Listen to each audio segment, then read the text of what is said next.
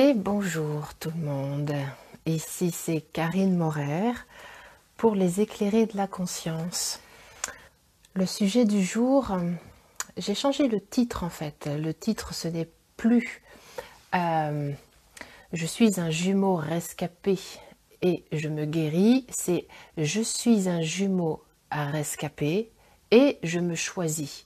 Voilà, ce qui équivaut à peu près aux mêmes choses, parce que se choisir, c'est vraiment se guérir. La guérison, c'est une conséquence de notre acceptation de nous choisir entièrement. Alors, ce sujet, je reviens pour une deuxième fois sur le syndrome du jumeau perdu. Enfin, c'est rescapé, parce que finalement, celui qui reste, c'est le rescapé, c'est nous-mêmes. Parce qu'il y a eu beaucoup d'interactions. Beaucoup de gens sont rentrés en contact. Et pour le coup, j'avais vraiment envie, ça me tenait vraiment à cœur de partager avec vous ce qui se passe en ce moment par rapport à tout ça. J'ai créé donc un groupe de guérison et de choix pour toutes les âmes qui se choisissent, pour tous les êtres infinis qui ont choisi de se choisir. Et pour le coup, depuis 15 jours maintenant, eh bien, je vois apparaître vraiment des guérisons quand même assez importantes, des prises de conscience. Salut Marion. Et pour le coup, je vois ça m'encourage en fait à partager en fait en toute humilité eh bien ces espaces-là parce que je sais tellement cellulairement parlant, c'est-à-dire que savoir, c'est pas juste savoir d'une façon intellectuelle, c'est de savoir intellectuellement, c'est une chose, c'est une prise de conscience, mais après c'est le savoir dans ses cellules, par un éprouvé, et vraiment je disais l'autre jour dans le groupe, c'est vraiment de mourir, de faire le deuil de notre non-mort, voilà. C'est-à-dire que le fait de ne pas être mort avec l'autre dans la matrice de notre mère, eh bien il faut en faire le deuil.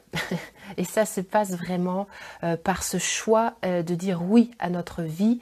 Et c'est vraiment un choix où on va vraiment récupérer de très très gros morceaux de nous dans cette vie-là, mais également dans d'autres dimensions. Parce que ce syndrome de jumeau manquant, perdu, ce syndrome du jumeau rescapé, il n'existe pas juste depuis 20 ans parce qu'on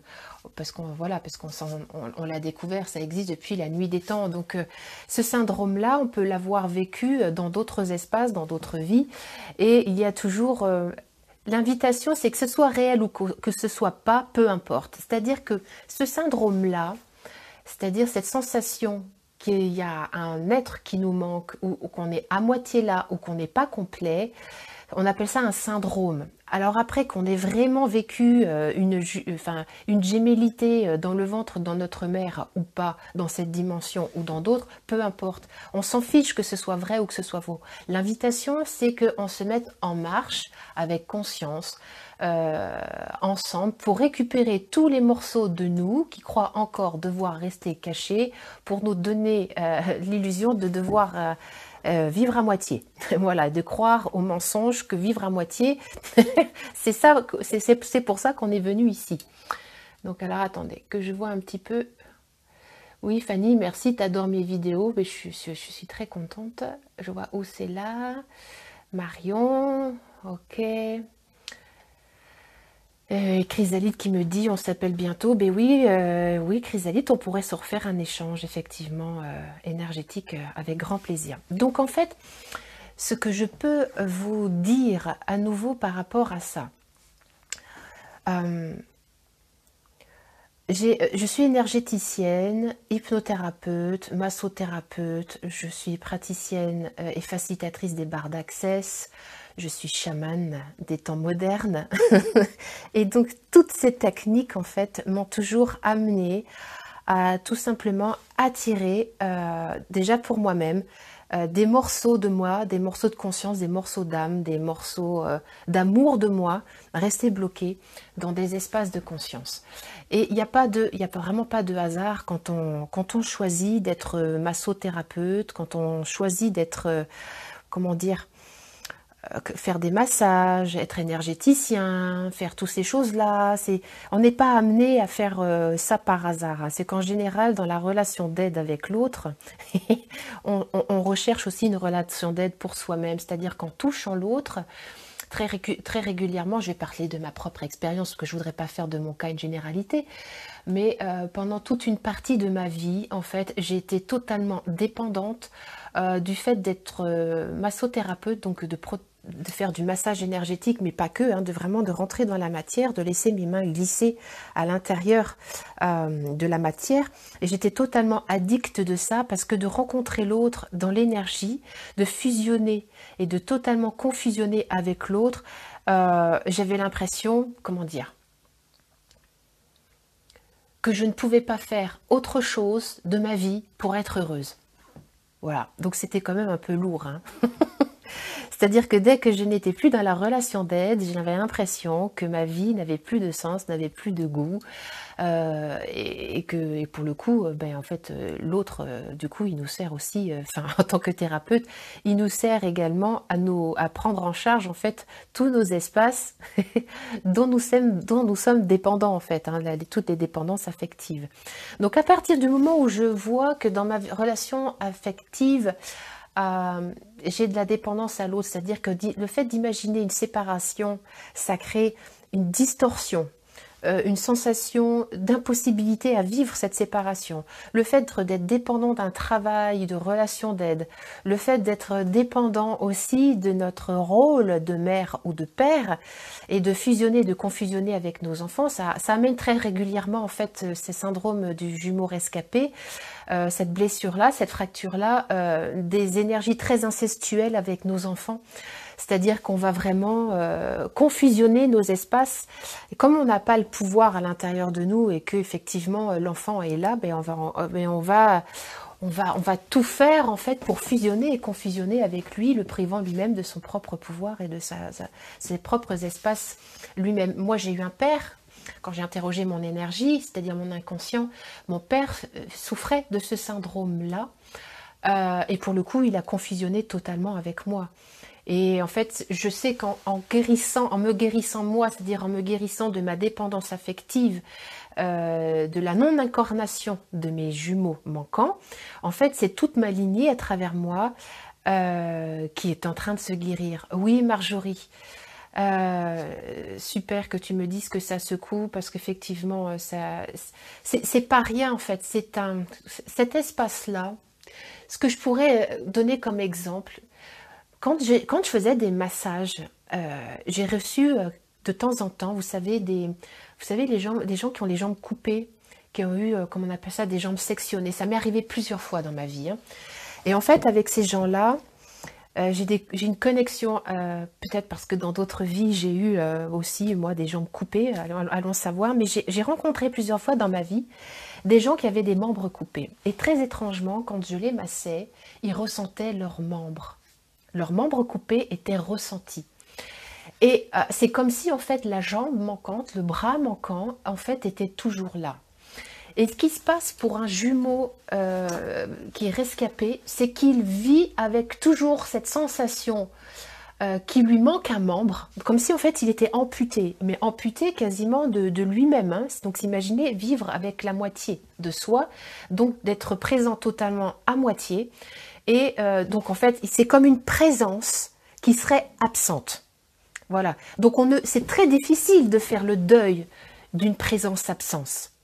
C'est-à-dire qu'à la limite, la personne qui s'est amputée sa jambe, enfin, elle l'a connue, elle a été coupée, il y a visible et il y a invisible. Le truc, c'est que quand on est dans la vie intra-utérine de la mère, on n'a pas ce même système, c'est ce que je disais dans le dernier live, on n'a pas ce même système cognitif que voilà, on n'a pas le cerveau, enfin, on n'a pas le système de mémoire. C'est vraiment, quand on y retourne, c'est souvent en voyage chamanique ou en régression. Et pour le coup, c'est difficile de faire le deuil de quelque chose qui est absent, qui est présent mais absent. Et c'est ça qui est long.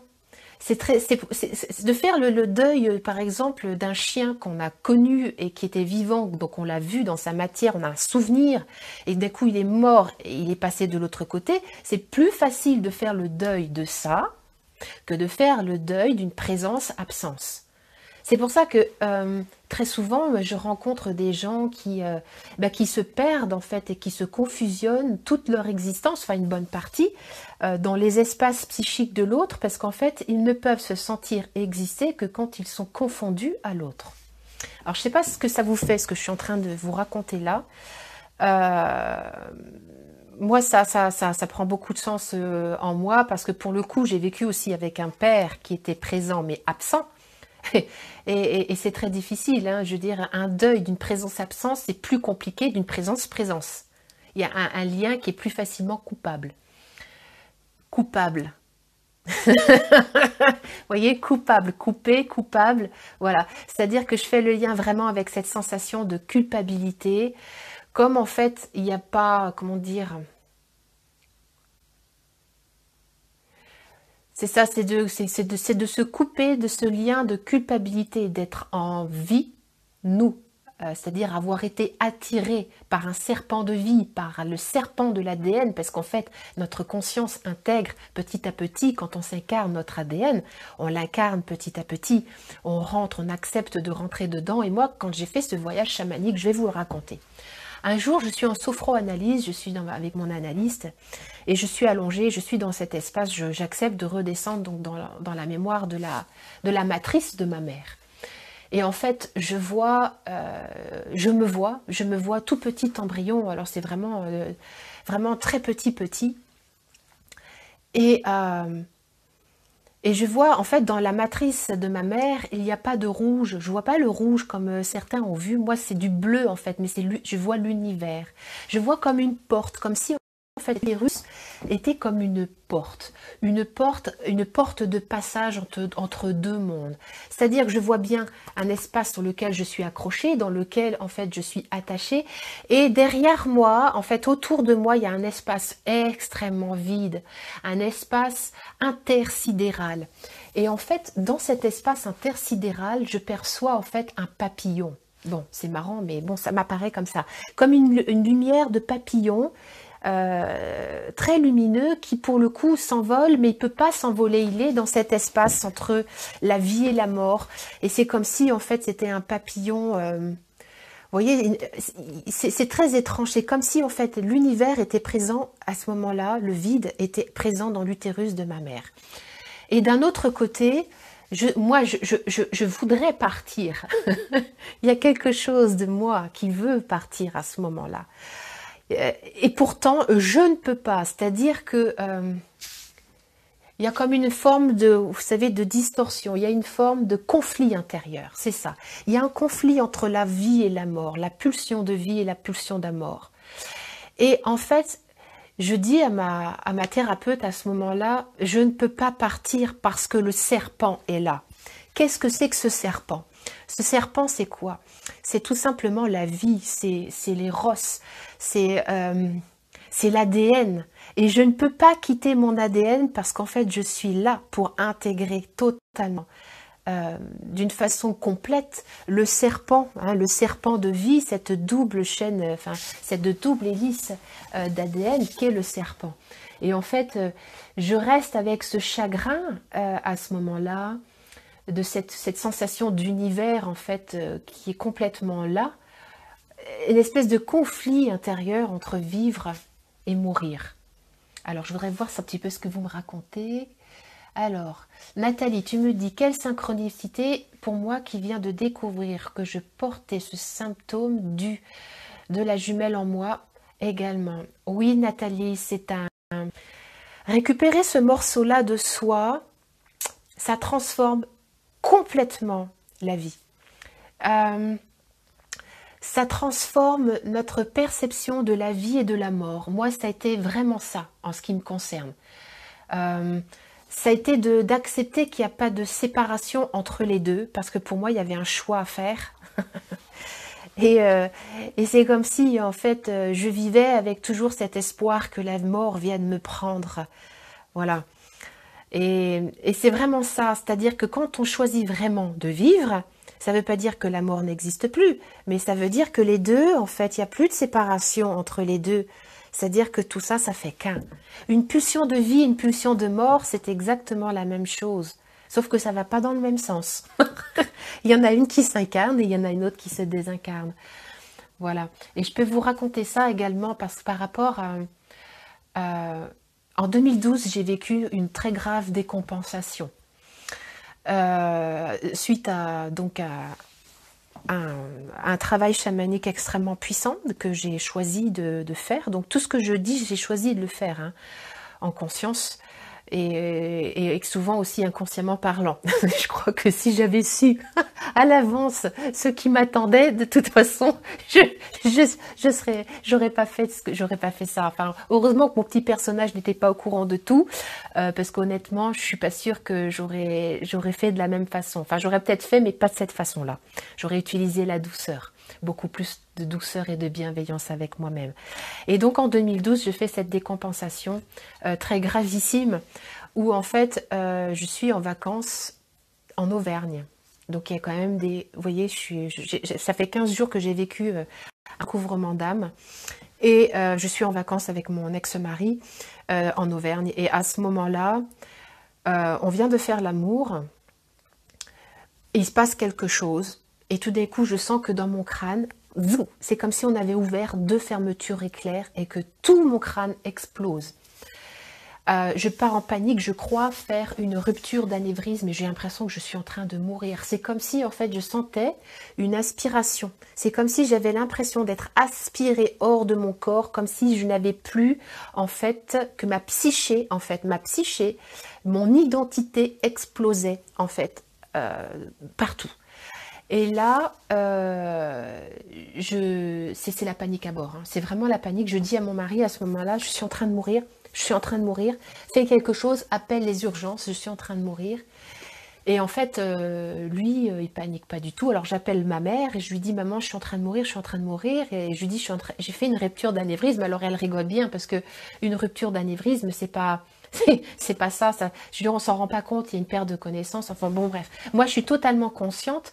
Sauf que j'ai cette sensation en fait de perdre pied. Mais alors de perdre pied, j'ai l'impression, c'est ça, d'être aspirée dans l'enfer. Parce que c'est pas très joyeux ce que je vis. Hein.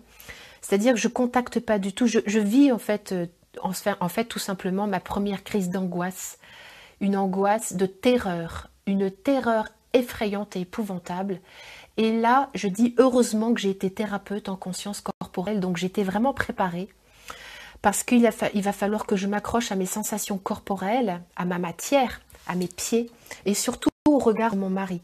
C'est-à-dire qu'à un moment donné, dans cet hôtel, je lui dis, écoute, j'ai besoin d'aide, j'ai vraiment besoin d'aide et on va descendre. On va descendre, donc on était à l'étage et on descend et en fait, il y a 2 autres personnes qui se sont joints à nous. Il y avait la directrice de l'hôtel et il y avait le masseur qui m'avait massé la veille. Et ils vont me tenir à 3. C'est bizarre, 3. Pour moi, c'est les jumeaux, c'est exactement le même nombre de dames qu'il m'a fallu pour justement descendre dans cette dimension. Et là, ils sont à 3, donc en train de me tenir. J'ai mon corps qui convulse, je tremble de partout. Enfin voilà, c'est un truc assez effrayant. Et là, je vais exploser en sanglots et je vais me mettre à hurler. Pourquoi est-ce que vous m'avez abandonné? Pourquoi est-ce que vous êtes parti? Enfin, il y a une espèce de douleur intersidérale effrayante et ils me maintiennent. J'ai quelqu'un qui me tient la main, j'ai quelqu'un qui a mes épaules, à mon cœur et j'ai mon mari qui est à mes pieds et qui me tient les pieds pour me maintenir. Et je lui dis à ce moment-là, ne me lâche pas, regarde-moi, tiens-moi jusqu'au bout et surtout ne me quitte pas du regard parce que sans ton regard je suis foutue. Et c'est là où je me suis rendu compte pour la première fois à quel point dans le regard, la puissance d'un regard, une présence consciente d'un regard donne un point d'appui vraiment d'un oui. C'est-à-dire que le regard, la puissance d'un regard qui regarde, mais pas qui regarde juste regarder une apparence physique, mais qui regarde qui on est vraiment. À ce moment-là, j'ai pu vraiment dans ses yeux trouver ce point d'appui de m'incorporer et de redescendre dans ma matière. Et il est à mes pieds en train de me tenir dans mon ancrage et donc il me tient l'âme avec les yeux. Et ça va durer au moins 1 heure. Évidemment, je suis en décomposition totale. Je vais me vider de mes boyaux. Ils ont appelé le médecin, évidemment, parce que c'est tellement violent ce que je suis en train de vivre. Voilà. Donc à ce moment-là, j'ai vraiment un choix à faire. Je préférais vivre ça d'une façon beaucoup plus douce. Je pense que c'est possible de le vivre d'une façon plus douce. Moi, c'est la voie de passage que j'ai choisie, mais peut-être qui est peut-être aussi en corrélation avec mon propre accouchement de la matrice de ma mère, où ça a été très long, très douloureux, très compliqué. Et depuis, je me suis un peu désidentifiée de cette voie de passage, cette addiction à la souffrance pour naître à soi. Voilà. Et pour le coup, comme j'ai en fait une expansion de conscience, je perçois tout. En fait, je perçois l'arrivée du médecin. Je lui dis, il arrive, il est à tel endroit, il arrive, et il va me faire des tests. Enfin, mon petit personnage est très très apaisé de savoir que le médecin est là. Il me fait tout plein de tests, machin. En fait, je vais bien. Je suis pas morte. Sauf qu'en fait, à ce moment-là, il y a vraiment une mort de moi. J'ai accepté de faire le deuil de ma non-mort dans la matrice de ma mère ce jour-là. Et ça va durer 2 ans. Hein. C'est-à-dire que ces pensations ont duré 2 ans et j'ai même frisé l'internement à certains moments de ma vie. J'ai dit à mon mari, si ça continue, tu me fais interner parce que c'est voilà, ça a glissé tranquillement vers de la spasmophilie. Alors, je ne sais pas s'il y en a certains d'entre vous qui souffrent de spasmophilie, avec des chutes de calcium, avec cette sensation justement qu'on perd contrôle totalement. Il y en a parmi vous qui vivent ça? Je suis en train de regarder, je suis partie faire des achats pour ma création. Ouais, Marjorie, tu me racontes ça. Est-ce que ça parle à certains d'entre vous, les crises d'angoisse et le fait de faire de la spasmophilie? Parce que pour moi, vraiment, comment dire, ça a été pour moi aussi après le déclic. Je ne sais pas comment vous vivez ça, vous, hein, mais ça a été au début, j'étais dans le refus de ces crises d'angoisse, c'est-à-dire que je voulais les fuir, je voulais vraiment m'en sortir d'eux. Et au bout d'un moment, en fait, comme c'était toujours, ça me réveillait la nuit, hein. Les crises d'angoisse me réveillaient la nuit et je perdais, je savais plus comment je m'appelais, ni qui j'étais, quelle était mon identité, je ne savais plus rien. Je comprends pourquoi il y a des fous qui sont internés, honnêtement. Je n'ai jamais vécu une souffrance aussi forte de toute ma vie que ça. Voilà. Et bon, peut-être parce que j'ai de la folie aussi dans ma famille, donc voilà. Alors, je regarde un petit peu ce que vous me racontez. Alors, je connais cela avec ma petite sœur qui n'a vécu que 27 jours quand j'avais 3 ans. L'infiniment grand qu'en toi, l'infiniment petit.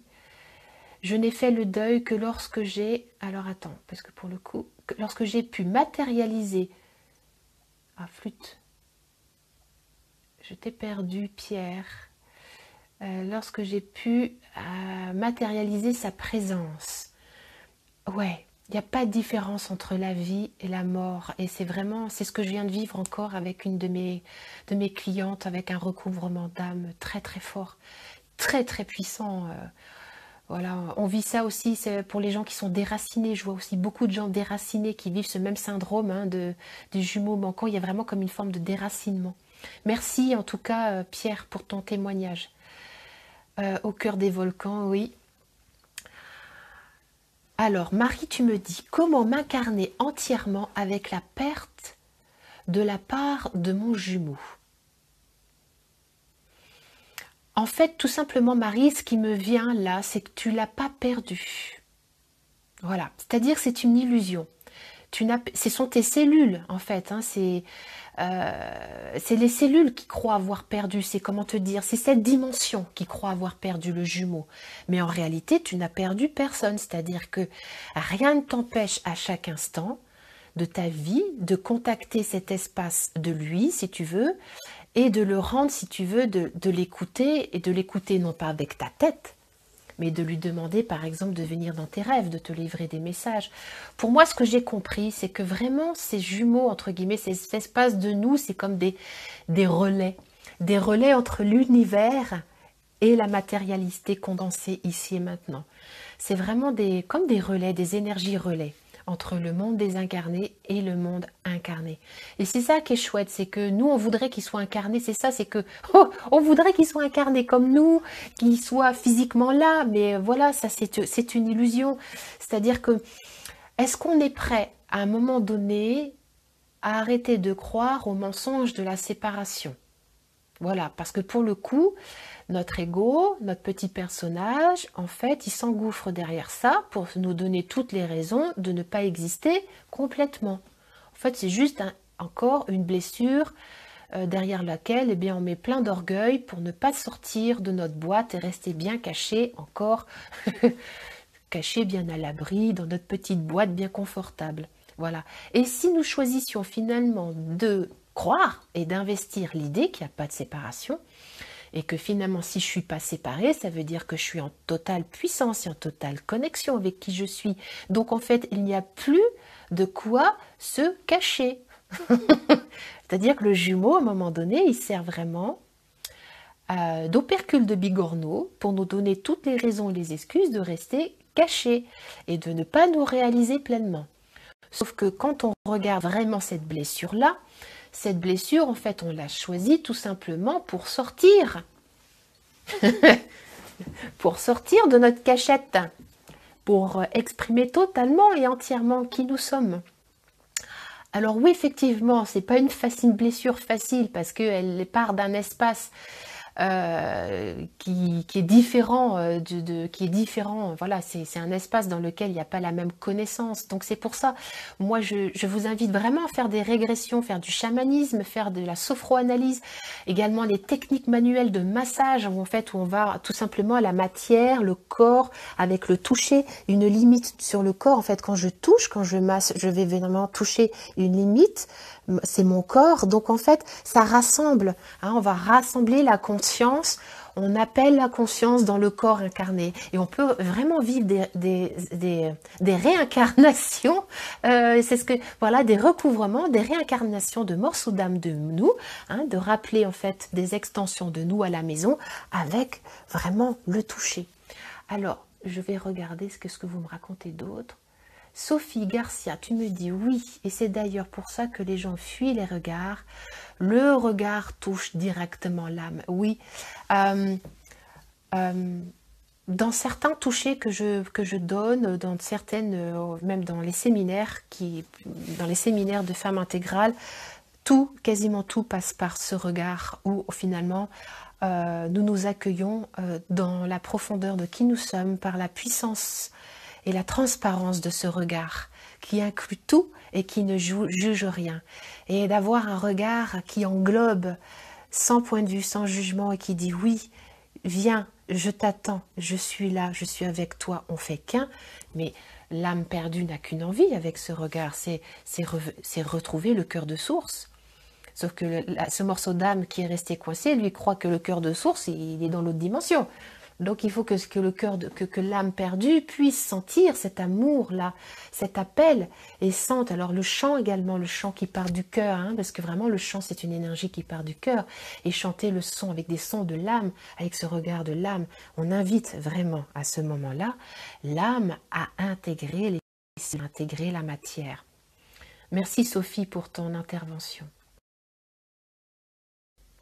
Alors, qu'est-ce que j'ai d'autre? Pof, pof.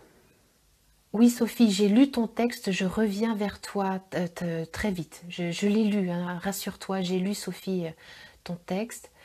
Alors, oui, avant mon retournement de conscience. Je ne comprends pas ce que tu veux dire, Christine, donc oui, avant mon retournement de conscience. Alors, Nathalie, tu me dis, ma mère a longtemps souffert de spasmophilie et elle a eu une petite crise récemment. Alors oui, pour en revenir à ça. Moi, la petite astuce que j'ai trouvée, parce que ça devenait tellement un enfer, j'ai vécu vraiment un enfer là-dessus, ça a été de dire oui.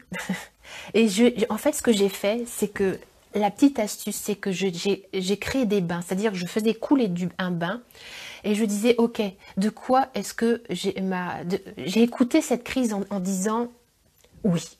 Qu'est-ce que tu veux dire? Qu'est-ce que tu veux me dire que je ne veux pas entendre? Et que si j'acceptais de l'entendre, ça transformerait ma vie. Et c'est ça. Quand j'ai eu ces crises de spasmophilie, c'est-à-dire qu'au début, j'étais en résistance, je les repoussais, je voulais lutter contre. Et plus je luttais contre, plus ça revenait fort, plus c'était violent et plus c'était compliqué. Et à un moment donné, je me suis dit, ok, mais qu'est-ce que tu veux me dire? C'est quoi que tu veux me dire? Et à ce moment-là, j'ai eu en intuition, fais-toi couler un bain chaud. Et je me suis fait couler un bain chaud. Et dedans, j'ai mis tout l'amour. J'ai médité sur l'amour, mais pas un amour humain, sur un amour, si vous voulez, un amour Un amour, c'est-à-dire un oui. Un amour oui à la vie. Un amour gratitude. Et j'ai, comment dire, insufflé aux molécules d'eau de l'amour. De la gratitude, de la joie. Mais c'était pas de la joie que pour moi, c'était de la joie et de la gratitude pour les crises d'angoisse et de la spasmophilie. C'est-à-dire que j'ai choisi d'incorporer à de la spasmophilie et aux crises d'angoisse que ce n'était pas différent de l'état d'amour, sauf que moi je l'avais séparé. Pour moi c'était l'enfer. Et donc pour le coup j'ai choisi à ce moment-là d'intégrer tout ça dans un bain et je me suis retrouvée en fait à prendre des bains d'amour avec ma crise d'angoisse. Et en fait le bain, faut que je vous dise quelque chose également. Le bain, l'eau, en fait, ça rappelle le liquide amniotique, donc ça va rassurer les cellules, ça va rassurer les mémoires. Et ce bain à 37 degrés, moi je suis très addict avant au bain, hein. Ça c'est aussi un syndrome, hein. C'est un petit indicateur quand on adore prendre des bains, se retrouver dans de l'eau chaude, faire des jacuzzis et se retrouver à deux dans des bains. Ça peut être des indicateurs également. Et donc pour le coup de me mettre dans ce bain dans lequel j'avais vraiment mis des huiles essentielles, j'avais médité sur l'amour, sur le oui à la vie, quand je m'enveloppais dedans, et je mettais également, je faisais des points ici au niveau maître-cœur, c'était un point ici à 3 doigts, hein, 3 doigts pour les crises d'angoisse. Pour ceux qui sont vraiment dans des crises d'angoisse de temps en temps, hop, 3 doigts et ici. Et je n'ai jamais pris d'antidépresseur à l'époque parce que je savais que j'avais les capacités de pouvoir trouver une voie de passage pour justement me rassembler et revenir totalement, entièrement dans la matière. Les bains m'ont sauvé, les points également. J'ai fait de l'acupuncture. Pour ceux qui ont des crises d'angoisse également, quand j'avais donc mon crâne qui explosait, c'était de faire des chocs thermiques. Alors c'est ce qu'on utilise pour certains cas, de faire vraiment des rapports chaud-froid pour qu'il y ait des contractions du corps physique pour ramener la matière, en fait la conscience à la matière. Ça, c'est des petites astuces vraiment qui peuvent aider en cas de problème, quoi. Enfin, problème, c'est pas un problème. C'est-à-dire que tant qu'on voit que la crise est un problème, on ne résout pas. C'est quand on choisit à un moment donné de voir la crise comme étant un cadeau que ça se transforme.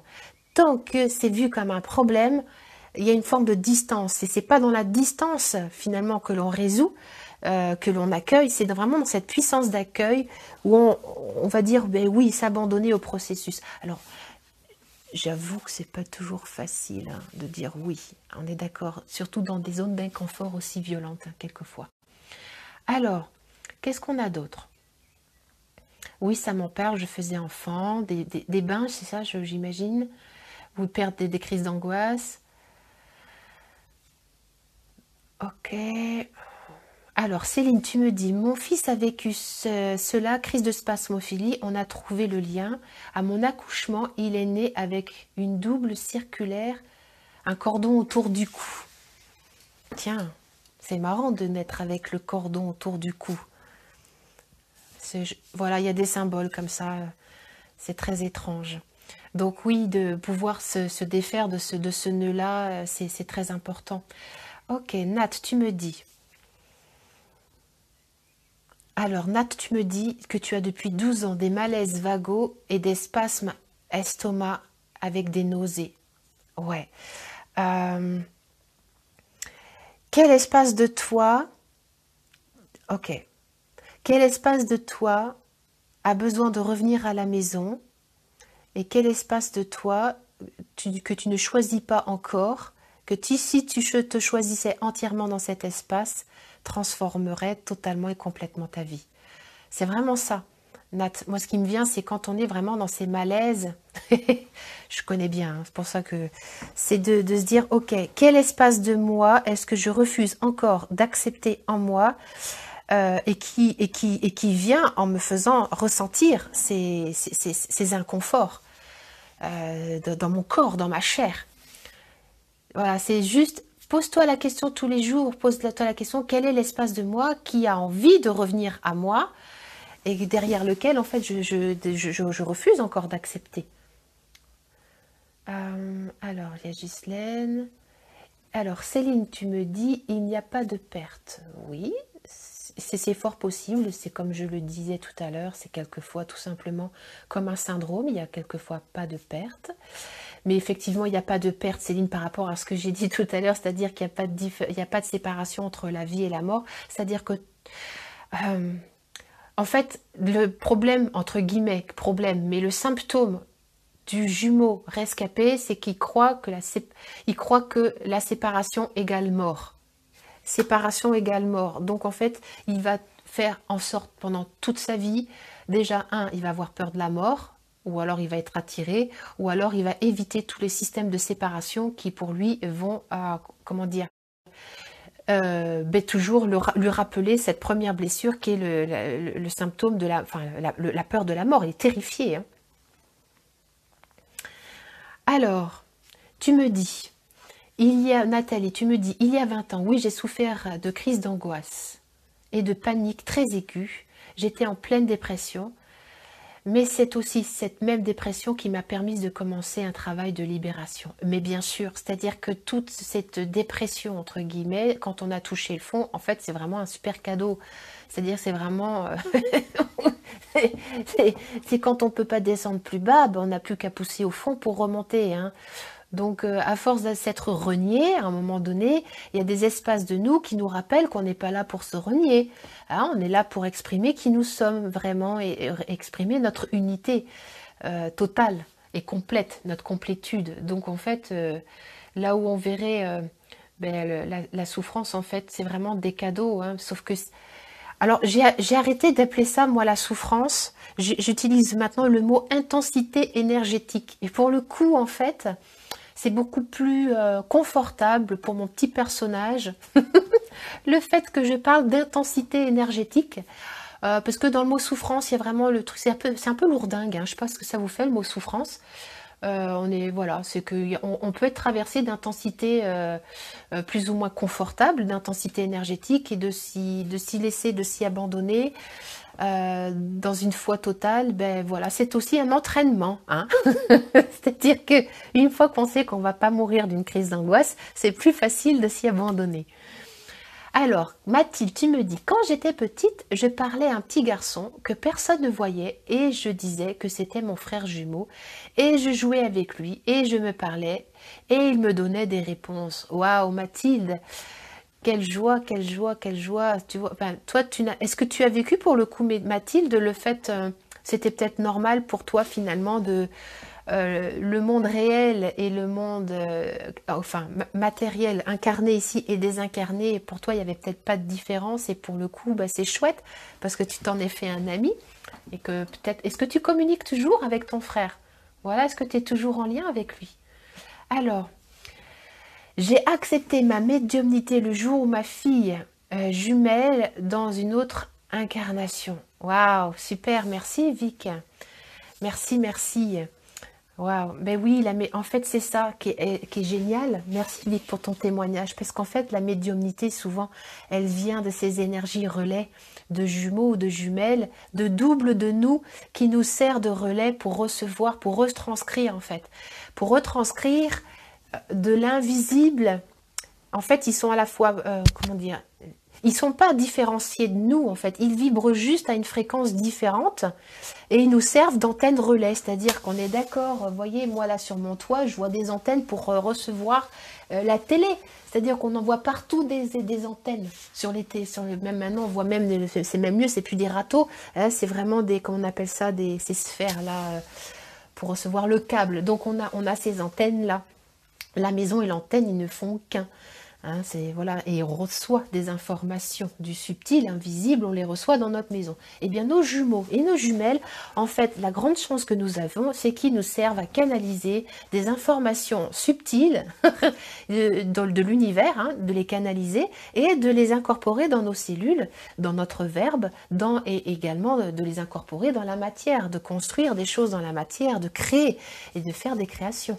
Donc là où on pourrait croire que c'est une blessure et qu'on s'en sort pas, au contraire, c'est un énorme cadeau qui nous sert vraiment à recevoir.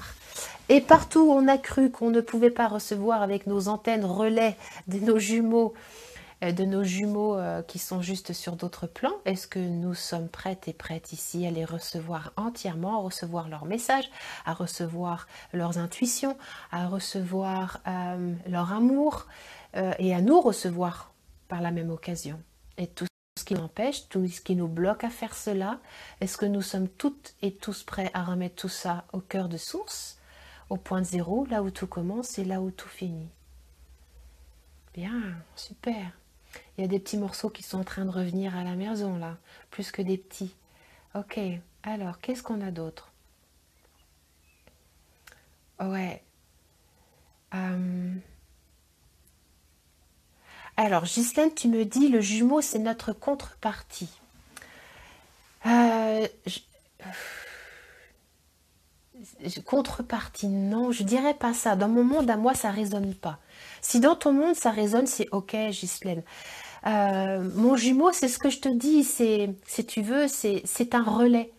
C'est moi, c'est moi, c'est moi, donc je vois, c'est moi, mais sur, comme je ne suis pas séparée, c'est juste moi, mais sur un plan, c'est moi sur une vibration différente. Voilà. C'est tout simplement, alors j'en ai plusieurs, hein, j'en ai 3 moi, hein, donc, et c'est marrant parce que pour le coup, dans ma vie incarnée, effectivement, il y avait mon père, ma mère, il y avait ma sœur, et pour le coup, j'ai épousé 3 Philippe. C'est-à-dire j'en suis à mon 3e Philippe. Alors vous vous foutez pas de moi. Voilà, on dit jamais 203, mais moi ce fameux 3, donc faire partie, moi je fais partie d'un carré, hein, c'est-à-dire comme si j'avais besoin de faire partie du carré pour m'ancrer. Voilà, donc j'ai rencontré 3 Philippe dans ma vie, et j'en suis à mon 3e et je les ai tous épousés.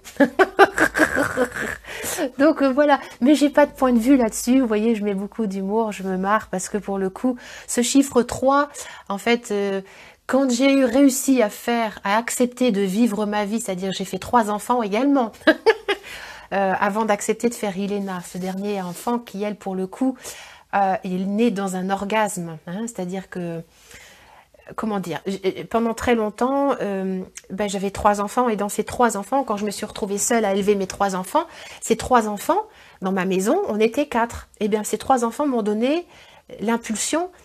Il fallait bien que je trouve quelque part l'envie de rester, parce que quand on m'a abandonnée, quand à l'époque on m'a abandonnée, je me suis retrouvée toute seule dans ma baraque à élever mes 3 enfants. Comment vous dire que mes 3 enfants, ça correspondait à mes trois autres de l'autre côté. Donc il fallait du poids. Et j'ai eu 3 enfants pour vraiment, à ce moment-là, je me suis appuyée sur eux, sur l'amour, sur de m'ancrer.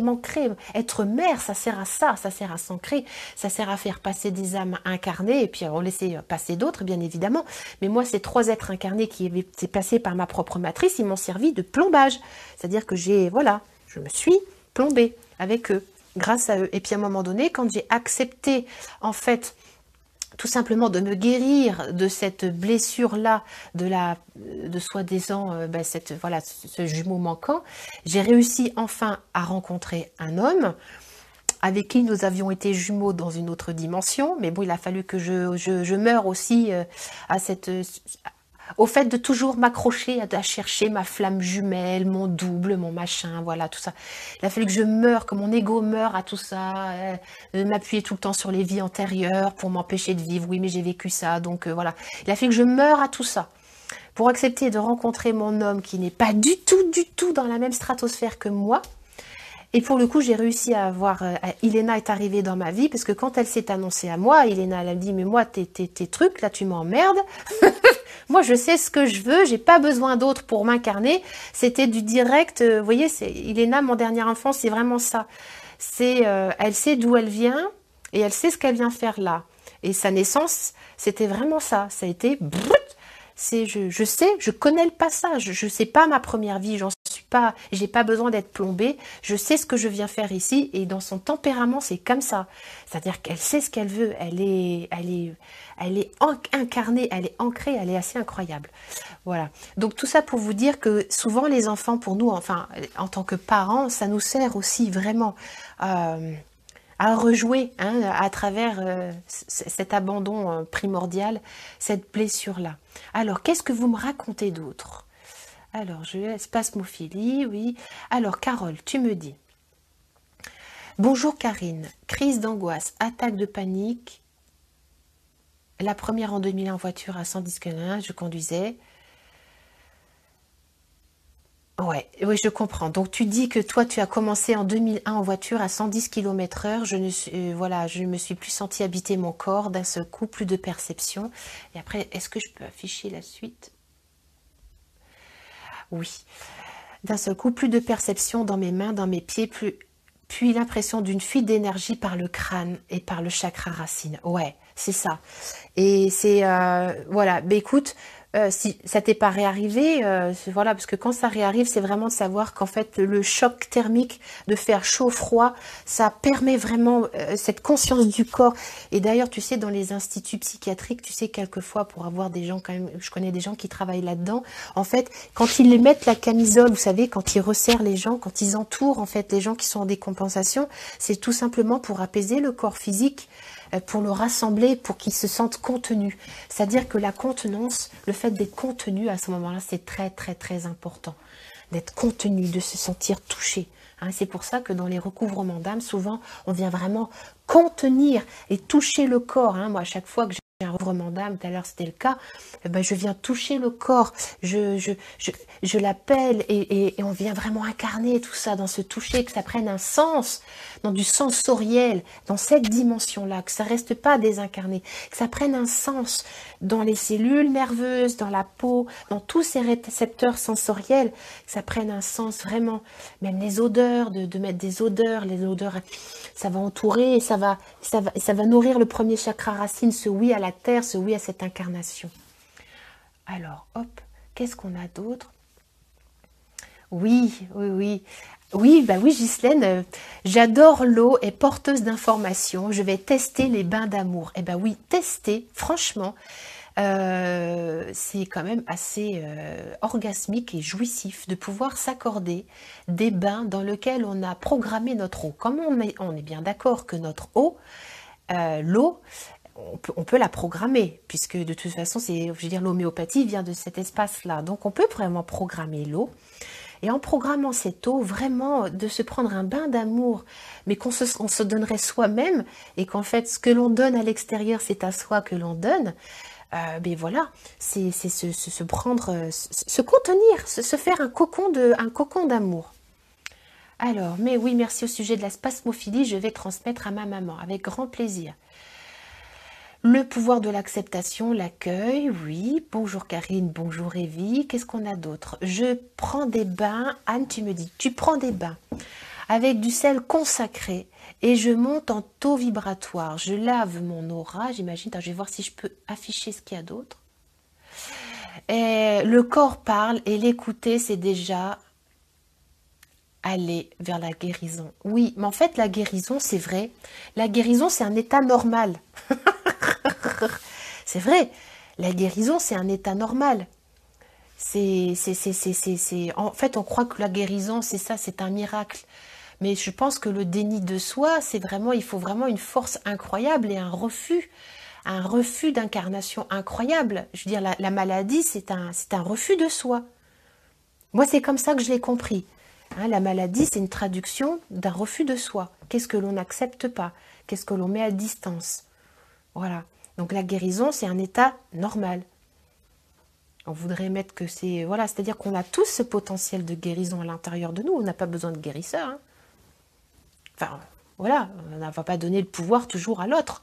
Alors oui, effectivement, on peut prendre Doliprane quand on a mal à la tête. C'est bien, mais c'est-à-dire qu'on agit en tant qu'être conscient et qu'on va utiliser en conscience ce Doliprane pour soulager un espace tout en étant consciente qu'il y a des espaces de nous qui ont besoin d'être accueillis. Voilà. Voilà, faut vraiment être conscient de ce qu'on fait, je crois. Alors Ivy, j'ai pas pu être là au début. Ben oui, je vais le remettre, donc comme d'habitude, sur ma chaîne YouTube. Je vous redonnerai, enfin, je vais le réenregistrer par la suite.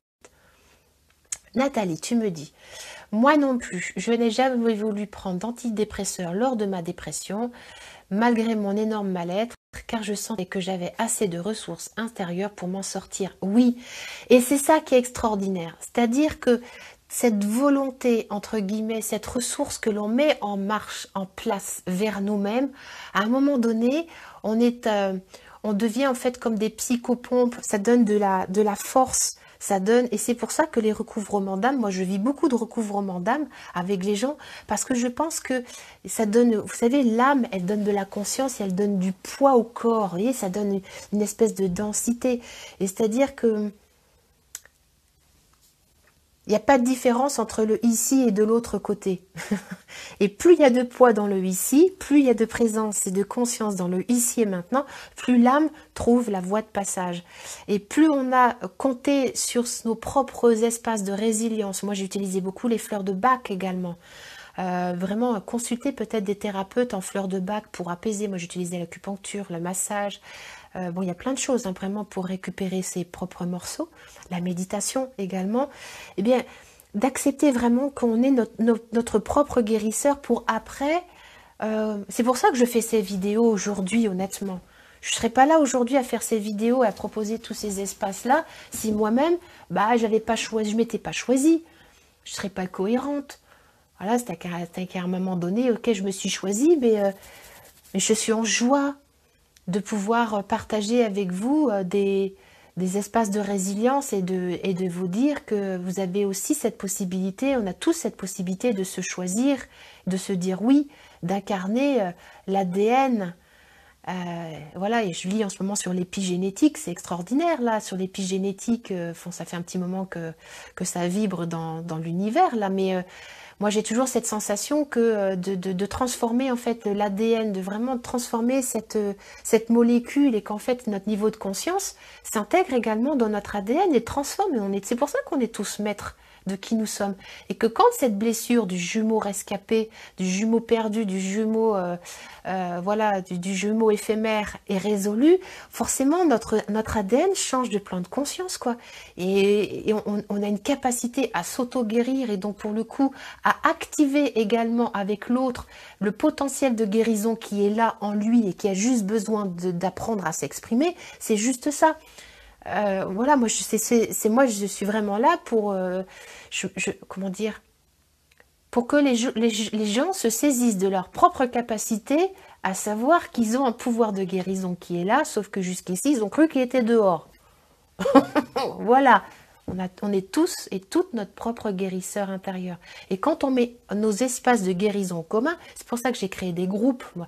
Parce que le groupe, il y a une espèce de synergie, de puissance, mais c'est quand même incroyable. On récupère, mais ça donne du poids, c'est-à-dire que, vous savez, quelquefois, il y a des cataclysmes, il y a plein d'âmes qui se décorporent en même temps. On a l'impression qu'ils sont tous donnés rendez-vous pour mourir tous en même temps et partir tous de l'autre côté en même temps quand on a des tremblements de terre, des catastrophes. Ben, je pense que c'est possible, ça se fait dans le sens inverse. Hein. Il y a des âmes qui se désincarnent tous les jours, par groupe, et puis il y en a d'autres qui s'incarnent aussi par groupe. C'est-à-dire qu'il y a des âmes qui choisissent de venir, de récupérer des morceaux en même temps. Alors, qu'est-ce qu'on a d'autre? Oui, et la blessure d'abandon. Voilà, mais comment dire, cette blessure-là, en fait, à un moment donné, quand on choisit d'aller contacter ce morceau de nous, comment te dire, Karine, quand on choisit d'aller récupérer cet espace de nous qui est resté coincé dans l'illusion de l'abandon, finalement, on se rend compte que tout simplement, cette blessure, c'était juste... L'image qui me vient, c'est... ah mince... Comme une espèce de... Oui, c'est ça, c'est une illusion. C'est une illusion, en fait. Sauf qu'en fait, on la croit réelle, et tant qu'on la croit réelle, en fait, on souffre du mensonge que l'on veut bien croire. Voilà. Ah, il y a le mot, vous savez, quand on voit beaucoup ça, des gens qui se... C'est par un ectoplasme, mince. Ils font ça dans Star Trek, vous savez, on voit des doubles transparents, là. Mince, enfin bon, bref. Le mot va me revenir. Ben, souvent, on croit que ça, c'est la réalité, alors que c'est juste une projection. Mais on a besoin de cette projection de l'identifier pour pouvoir s'en défaire. C'est ça qui est extraordinaire. C'est que tant qu'on n'a pas vu que c'était une projection, ben, on croit que la projection comme réelle, et pour le coup, on moule toute notre vie à cette projection. Quand on accepte de désillusionner, merci hologramme, quand on accepte de désillusionner l'hologramme que l'on a mis en place, et auquel on a donné notre pouvoir, ben forcément, l'ego, lui, il tire un peu la tronche au départ, hein, mais bon, quand on le ramène au cœur de source, l'ego, pour le coup, c'est quand même plus confortable. Il n'y a pas besoin de le foutre au piquet pour ça, hein. L'ego, c'est vraiment comme un petit enfant en ce moment-là. On a le droit d'avoir illusionné. Ah, moi, c'est comme si je condamnais. J'aime bien donner cet exemple-là. C'est comme si je condamnais, moi, mon fils Meyane, de 12 ans, qui croit toujours en la séparation du bien et du mal dans Star Wars avec la guerre des étoiles. Il a besoin de ça pour le moment, mais c'est ok. Je veux dire, ça fait partie d'un processus. On va pas quand même se condamner de croire en des illusions. On vient au monde à travers ça, à travers ces filtres-là. Donc, ce qui est important, c'est d'accueillir ces illusions-là avec amour, comme moi je prendrais mon fils qui regarde Star Wars et qui est complètement fasciné par les forces du mal et les forces du bien. C'est juste ça.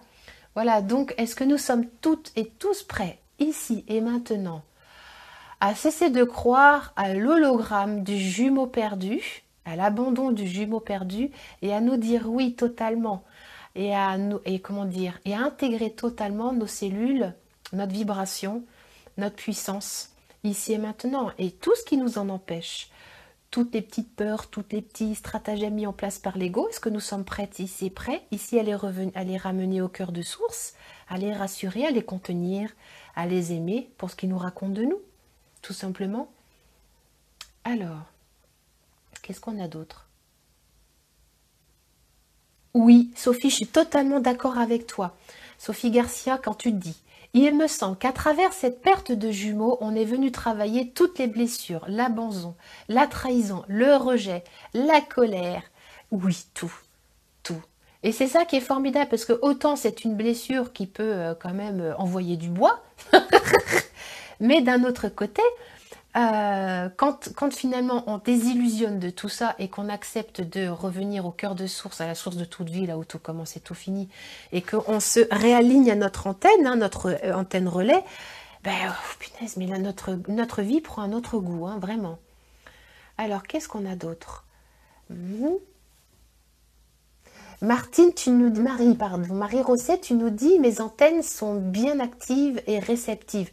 Super, mais c'est génial et pour le coup, c'est chouette quoi, de pouvoir recevoir continuellement des informations et d'être dans ce un en fait, tout simplement. Oui, Nathalie, quand tu dis le 3, la Sainte Trinité, au nom du Père, du Fils et du Saint-Esprit, exactement. Les trois centres, hein, le sexe, le cœur et l'esprit, c'est exactement ça. Et j'ai toujours eu cette sensation que le 3 m'a toujours vraiment m'a toujours vraiment habité très profondément.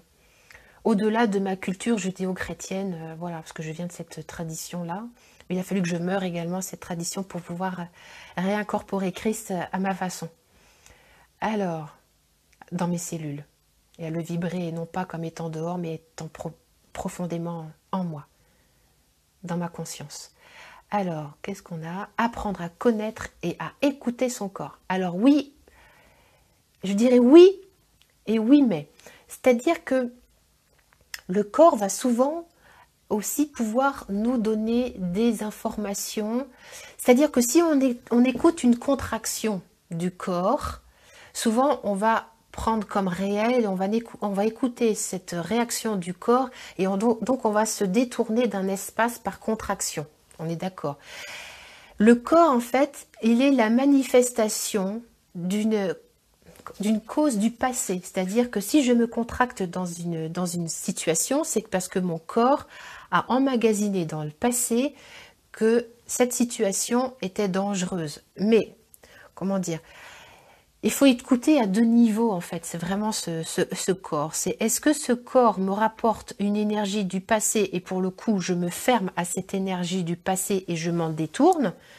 Ou est-ce que je suis consciente que ce corps-là, par exemple une intensité énergétique, honnêtement quand on vit une crise d'angoisse et qu'on est complètement dedans, c'est pas très confortable.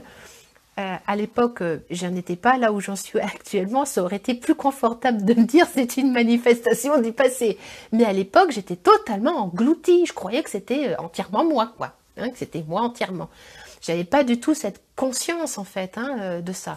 Donc c'est pour ça que je voudrais dire, oui, le corps nous rapporte des informations, mais ce sont des informations qui sont liées en fait au passé, à des espaces nostalgiques, à des mémoires, qu'elles soient transgénérationnelles, qu'elles soient multidimensionnelles dans d'autres vies, qu'elles soient dans, par exemple, des mémoires que l'on a vécues dans l'utérus de notre mère. Donc c'est pour ça, c'est-à-dire les écouter, mais ne pas s'en séparer, ne pas vouloir s'en séparer, accueillir, se laisser traverser par la sensation sans vraiment, sans les mettre comme moi je faisais au départ. Non, non, crise d'angoisse, casse-toi. Non, non, mais c'est le premier instinct. Hein. On est construit comme ça. C'est bon, je dis oui. C'est pas bon, c'est dégueulasse, je dis non. donc de dire oui au dégueulasse, et se dire ok, quel espace et conscience je vais pouvoir trouver là-dedans. Voilà, et voilà, donc ça demande de se faire confiance, de faire confiance aussi à cet espace-là. Alors, Karine Buisson, tu me dis, oui, les fleurs de bac permettent de se choisir pleinement en conscience. Oui, je confirme. J'en suis la preuve vivante. Moi, je dormais avec mon rescue dans ma main la nuit et je me réveillais le matin. Il n'avait pas bougé. Je mettais des fleurs partout et chaque fois que j'avais une crise et que je prenais une fleur qui me faisait du bien, j'avais tout mon champ qui s'allégeait. Ça, les fleurs de bac, c'est extraordinaire. Hein. Alors, qu'est-ce qu'on a dû... Hop. Denis, tu me dis... Je réalise des diapasons qui vibrent à très basse fréquence, même en dessous de 7 Hz. Ces diapasons doivent être tenus des deux mains. Ils permettent de réajuster les ondes, comment tu dis, scalaires, que le corps humain... Je ne connais pas ce mot-là, scalaire. Réajuster les ondes scalaires que le corps humain dégage et d'apporter à bien-être. Écoute, je ne connais pas, donc je ne sais pas ce que c'est. Super. Christelle Garnier, tu me dis, notre corps peut se guérir seul, apprendre à le décoder.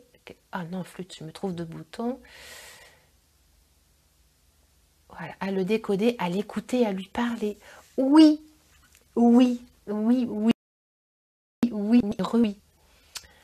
Alors, l'hologramme, ça c'est bon, on l'a dit. Je suis au début du chemin. Magali, il n'y a pas trop de chemin, je crois.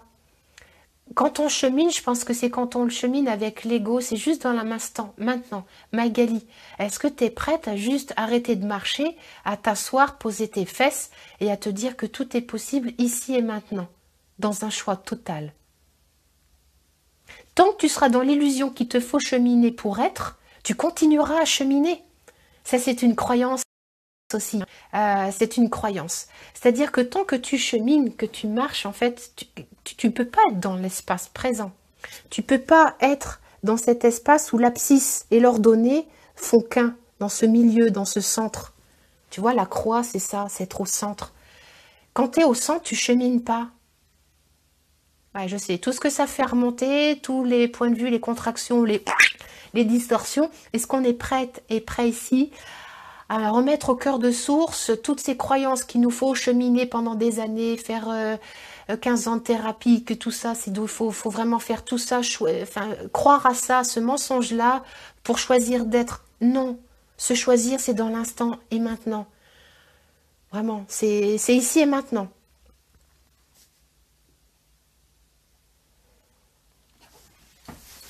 Alors, qu'est-ce qu'on a d'autre? Comment sortir des mécanismes de sabotage? Alors, Magali, en étant consciente, et tu accueilles au cœur de source, moi je dirais, j'aurais envie de te poser une question. T'as quel âge quand tu veux te saboter?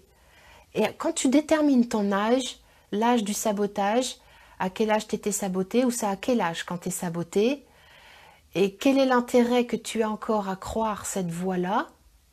Voilà. Et je dirais toutes les, comment te dire, j'ai l'énergie, mais il faut que je le transcrive. Faut que je le transcrive. Toutes les... Tu sais, quand on veut coller au moule des parents, les fidélités, toutes les fidélités que tu as encore en place inconsciemment parlant, est-ce que tu es prête ici à les accueillir au cœur de source et à exister par toi-même et pour toi-même définitivement et totalement? Et tout ce qui t'empêche encore de sortir de cette illusion ici, est-ce que tu es prête ici à te dire oui, totalement, intégralement? Le sabotage, c'est une énergie, c'est une conséquence de ce que tu as cru devoir croire, mais qui ne t'appartient pas. C'est comme si tu croyais à la coquille d'œuf. Le sabotage, c'est, tu vois, si elle est déformée, si ta coquille d'œuf, elle est déformée, bah, le sabotage, le saboteur, la saboteuse, c'est ça, c'est que tu es encore... Est-ce que tu es prête à rencontrer le cœur de source, le jaune d'or qui est à l'intérieur, et vraiment à briller, et à t'appuyer sur la conscience de ton jaune, plutôt que de croire que tu es cette coquille d'œuf.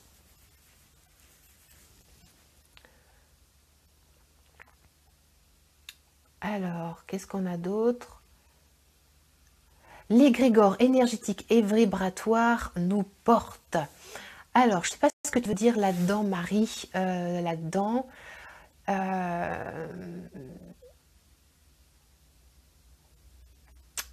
moi, je fais attention avec tout ça parce que j'ai été très addict aussi à tout ce qui était spiritualité, spiritisme et tout le machin. Et j'ai intégré quand même pas mal de monde, des morceaux d'âme de beaucoup de monde à l'intérieur pour me sentir remplie. Et, et voilà, donc l'égrégore énergétique et vibratoire nous porte. Je sais, voilà, j'arrive pas à savoir ce que tu veux me dire là, Marie. Être déloyal, ça prend. Ce n'est pas être en désamour. Ben, être déloyal, ben, ça veut dire être déjà loyal à soi-même.